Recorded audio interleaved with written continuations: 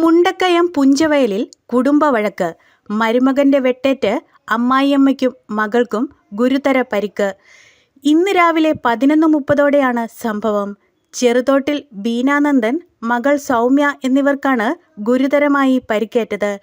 തലയിലും മുഖത്തും വെട്ടേറ്റിട്ടുണ്ട്. വലത് കൈയിലെ വിരലുകൾക്കും ഗുരുതര പരിക്കാണ് ഉള്ളത്. പ്രതി കരിനിലം സ്വദേശി കുഴിപ്പറമ്പിൽ പ്രദീപിനായി മുണ്ടക്കയം പോലീസ് വ്യാപക തിരച്ചിൽ ആരംഭിച്ചു. നിലവിൽ സ്ഥലത്ത് പോലീസ് ക്യാമ്പ് ചെയ്യുകയാണ്. ഏറെ നാളായി പ്രദീപ് ഭാര്യയുമായി അകന്നു കഴിയുകയായിരുന്നു. ബീനയെയും മകൾ സൗമ്യയെയും അവർ താമസിക്കുന്ന വാടക വീട്ടിലെത്തി വെട്ടി പരിക്കേൽപ്പിക്കുകയായിരുന്നു. ബഹളം കേട്ട് നാട്ടുകാർ സംഭവസ്ഥലത്ത് എത്തിയപ്പോഴേക്കും പ്രതി ഓടി രക്ഷപ്പെടുകയായിരുന്നു. സംഭവ വിവരമറിഞ്ഞ് നിരവധി പേരാണ് പ്രദേശത്ത് തടിച്ചുകൂടിയിരിക്കുന്നത്.